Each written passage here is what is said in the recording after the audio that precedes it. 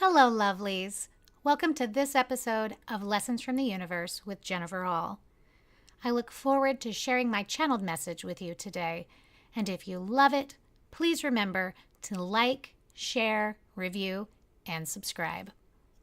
Have any of you taken the time to really look at the colors of the trees right now? It's pretty remarkable. I mean, I don't know where you live, and I know there are places in the world where, well, they'd come here and they wouldn't think the trees looked that great. But everywhere I look right now, the trees are bright and beautiful. I'm seeing orange and red specifically. And it's got me thinking about the meanings of colors, as well as, of course, the whole meaning or metaphysical meaning, right, of the leaves themselves falling. You know, it's quite a spiritual thing when you allow yourself to think about it. The thing that seems to be the forefront of my mind, though, is the beautiful orange that I've been seeing. If you haven't taken the time to look, please do. Just walk over to a window and look outside. Go for a walk. Go for a drive where you're doing more than trying to get from one place to another. Orange is a color of hope. Yeah. I mean, yes, it can be outgoingness and, friendliness and things like that. But most importantly, and what goes the best with this metaphysical message, this spiritual message around awakening that comes with the fall, is orange, is hope. The other color that really has stood up to me the past few days is the red, right? Red is raw energy, force, courage. Again, this goes with the message of fall itself. Think about it. The leaves have turned these beautiful colors bright, screaming for our attention. And soon they'll fall. They'll fall and they'll dry up and they'll blow away. They'll blow away, just like the things that we need to let go of. As we awaken, things come to the surface to be released, and many times they go kicking and screaming and often looking quite appealing, right? They get red and orange. They get bright. They grab our attention. They look beautiful. They look important. They look like we need them. When what we really need to do is appreciate what they were and allow them to dry up, fall off, and blow away. Everybody has that one person in their neighborhood who just leaves the leaves in their yard, right? Piled up for an extended period of time. Now, I'm a fan of the natural look, okay? So I'm not fussing at you if you leave your leaves in your yard, because I do for a little while. But again, let's talk about awakening. The things we're trying to let go of, they have reached out to grab our attention. They've turned orange and red. And now they have dried up and fallen away. We've learned from them. We've taken everything good from them, just like the tree, sucked everything it could out of those green leaves, all the chlorophyll, all the everything, because that is what happens when they change color, and it drops them so it can preserve the core, right? If we do that, if we take the lessons, the what do I learn and the how do I grow of it all, and then we hold the carcasses of the lessons we have learned, we keep our yards full to the knees with leaves, we haven't sped up our process at all, because with every step we take, we hear the crunching of the old beneath the new. That's not helpful. I'm not saying don't enjoy fall. Oh God, please don't misunderstand me. I love to walk through the crunchy leaves, but not in life, not as part of my spiritual growth. I want to learn and grow, to release, to let go. A lot of people don't. I had a very interesting experience this week. Some would call it serendipity. I call it no coincidences. There is a store up the road from where I live. It's not my most common to go to store, but I go there often enough. This day, I went in on a whim, and I happened to run into a family member that I hadn't seen in over a decade. It was timely. It was crazy, right? Turns out this family member has been working there since the spring and is leaving in a week. So all of this time we could have run into each other, and we didn't until it was just almost too late. No coincidences. Even if it was a coincidence, how cool of a coincidence? Devil's advocate. My family member is still in the thick of it all, releasing past experiences, feeling the weight and pressure, laying and rolling in those crunchy leaves. No concept of how beautiful the ground will be when he rakes them out of the way. But trying, which I appreciate. It's an interesting point in life. It's an interesting place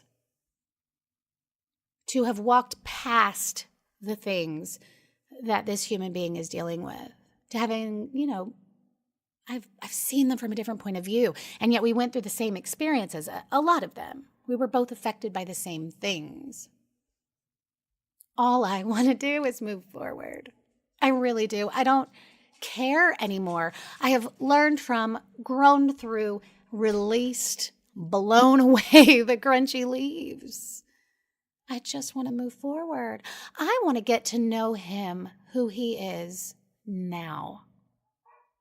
I want him to get to know who I am because, man, I'm different. How many of us aren't? How many of us are not dramatically different from who we were 10 years ago? And if you aren't, I say, time to get to work. I get it, though. I have information that can help this human being, right? Help him suck what's left out of the leaves that are still on his branches. Turn them orange and red, and then let them dry up and blow away. And I'll give him whatever information he needs. Not spiritual information. That's not what he needs from me. He just needs facts. He needs to know what I remember, what I saw. And I have to think about the timing, the serendipity of it all, right? I walked into the store that day at the exact time that I did. Many things played into the timing. The fact that I could have seen this human being any day prior to that, and I did just in the nick of time. That's interesting. The fact that he had literally just been talking about me with his girlfriend the day before. Okay, I believe in timing. And I believe there are no coincidences. And I believe that it's all my education, just as everything is your education and it's his education. And we're all working through our own curriculum. So this is part of mine as well. And so I willingly, lovingly given to not being able to just move forward. Just move forward, just be who we are today and build a new friendship. Some things must be handled first. Even though I'd prefer not to. And maybe you'd prefer to not rake the leaves. Maybe you don't even know that there's still some leaves there. That's what I'm thinking. There's some leaves. Maybe they're caught up under the jasmine or under the bushes. There's some leaves somewhere that I don't know are there because the universe has put me strategically in this situation to look for the crunchy leaves. Thank you, universe. Which position are you in? Do you still have green leaves on your tree that have done their job, that at this point need to be released? Do you need to take the rest of that lovely green nourishing bits from those leaves, watch them turn colors that are beautiful and screaming for attention so that you can then let them blow away? Is that where you are? Or do you need to rake the leaves? Do you need to take that mess in the yard and burn it or throw it away? Blow it into the neighbor's yard. I'm kidding. Don't do that. No, maybe you've learned all there is to learn and you're just carrying around the right to. The right to be skeptical, the right to not connect, the right to be unhappy, the right to whatever. Or maybe you already raked the yard. Maybe you thought you were done. And it's time to peek under the bushes and in the jasmine and along the curb. I see the lady next door. She always comes along and she likes to sweep right along the curb of the street. At first, when I first moved here, I thought this was just a way of her passing the time. She's retired. No, whether she gets it or not, there's more to it. Why? Why do we hold on to the debris of the lessons learned and the time past? We should sweep it away. We should look for every last leaf. If I go to her yard, there is not a leaf in her yard. It is pristine and perfect. Almost too perfect, let's be clear. The kind of perfect that is in denial that leaves ever existed. I didn't know when I woke up today, or even an hour ago, that this would be the conversation I would have with you today. But it feels timely and important. We're coming to the end of the year, right? December starts this weekend. And then it will be 2019. I know every year people get excited and they talk about turning over a new leaf and starting again and hoping the next year brings more. And I know that the truth is we could pick any arbitrary day at any point throughout the year to make that decision. But there is added power when people all over the country, all over the world, are thinking the same thing at the same time. It's the 100th monkey, right? I wonder how many of you heard that episode. There's a tipping point when enough of us are doing enough of the same thing at the same time. It tips our consciousness. It's like a catapult. It's that teeter-totter when somebody too heavy gets on one end, or you add another kid, right? Boom! It just lifts everything up, right? The dark, the negative, it crashes down and the light is exalted, and that's exactly what we want. Remember, lovelies, 2018, 2 plus 0 plus 1 plus 8, that's an 11. That's manifestation. So many people have been depressed this year because they thought that this 11 was 2018, that everything good was supposed to manifest in this year. But a year of manifestation is not about fruition. It's about momentum. It's the wind that picks up the leaves. It's the activity that allows us to let go. It is the direction that forces growth and change. It is things coming together. It is lessons learned. It is all the pieces falling into place so that then, on the other side, results come. Have you used this time wisely? If you look back over this year of manifestation, did you let go? Did you learn? Did you grow? Did you do the best that you could? Not the best you would do today, but the best that you could along the way. If so, then rest. Rest contented, like the animals and the plants that go dormant for the winter. Allow the rest to prepare you for the manifestation.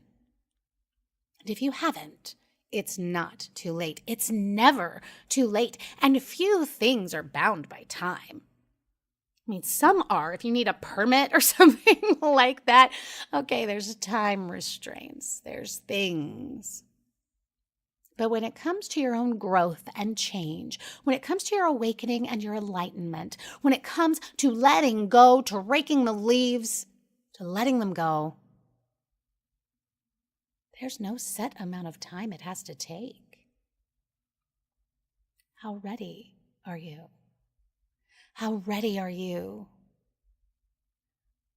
to sit quiet for a moment and then be renewed, reborn? Yes, the spring is a great metaphor for that, but it doesn't have to be then.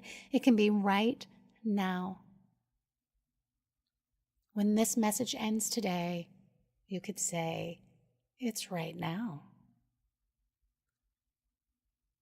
You could. It's absolutely true.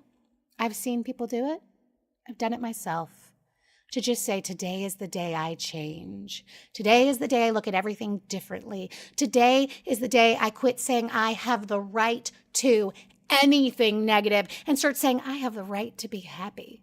I have the right to make the easier choice, which isn't always easy on the outside. 10 years ago, when my relationship with this human that I mentioned to you before, hopefully, probably, temporarily ended. That was a moment that I completely changed my life. Very quickly, sweeping change. I didn't drag it out. It wasn't one thing at a time. It wasn't when this happens, then I'll do this. It was, you know what? I'm not happy. Fuck this. I'm changing my life. And I did. Almost every single detail, all at once. And lovelies, I have zero regrets. You can do the same thing. If you want to. If you love yourself enough. Or if you realize that you don't love yourself enough. Because sometimes that's the key. I realized I didn't love myself enough up until that point, and that to love myself, I needed to change everything. And it's the best thing I ever did. Don't let fear hold you back. Remember, fear, false evidence appearing real. F-E-A-R. That's not real. What's real is that you are in no cage. There is nothing that you have to. You got to make some amount of money so you can feed yourself and have some place to live, okay? Yeah, you got to die and pay taxes and cliche. But you don't have to stay in a job that you hate. You don't have to stay in a relationship that's mediocre. You don't have to do what others expect you to do. And you don't have to hold on to the leaves that control how you feel, who you trust, or what you do. It's time to be reborn, beloved. And my suggestion is that you start today, this instant. Because, my lovelies, you are worth it. Until next time. Namaste. I jumped at an opportunity to sing the praises of Jennifer Well, because she is more than just a mentor to me, she is my friend. And I've thought a lot about what I want to say. And honestly, I could fill easily an hour or more with examples of how her gifts have played out in my life, the changes, the amazing, truly, actually mind blowing stuff. But what I really think is most important for people to know is who Jennifer is at her core. I think we've all met or seen spiritual teachers on TV that they want to be our everything. We have a problem, you come to them. Every decision you make, hey, run it past them. From simple things even, you want to change your wallpaper in your bathroom, this is the kind of micromanagement they have in your life. That is not even remotely who Jennifer is. She doesn't want to be your guru, and she certainly isn't here to lead a flock of followers. She's here to help us awaken our own gifts, tune into your own voice, be able to hear your own God speaking to you in order to lead our very, very best life. She's here as a guide and a mentor, and on occasion, she might kick your tail feather a little bit, but honesty is also very, very important in a mentor and friend. I know it has been an amazing gift in my life meeting her. The day I found her online, that was a blessing. Walking into her home for my first personal session, life altering experience. And here I am several years later and listening to her podcast. I'm a patron online, all of these things. But my life has changed truly for the better. I am better. I feel better. I'm more confident. I am more certain. And most importantly, I am more at peace because of the things that she has taught me and helped me and guided me with. I am blessed. She has been a blessing in my life, and I truly appreciate her. I want to thank each and every one of you for joining me today for this episode of Lessons from the Universe with Jennifer Hall. If you haven't already, come out and find me on social media, and if you're inspired by the podcast, please consider clicking that little green patron button at the top of the screen. Here, you can help keep us growing and flowing, and you can gain access to what I call Jen in real life. That is patron-only content. If you're wanting to learn more, I recently introduced educational sessions specifically to address people's questions that come up around the podcast. These are the only sessions available to new clients, and you can find details in the About section of my Facebook page. I want to send each of you light and love, clarity and wisdom, and know that whether you realize it or not, there's a little brunette with a podcast who's got your back. Until next time, beloved, namaste.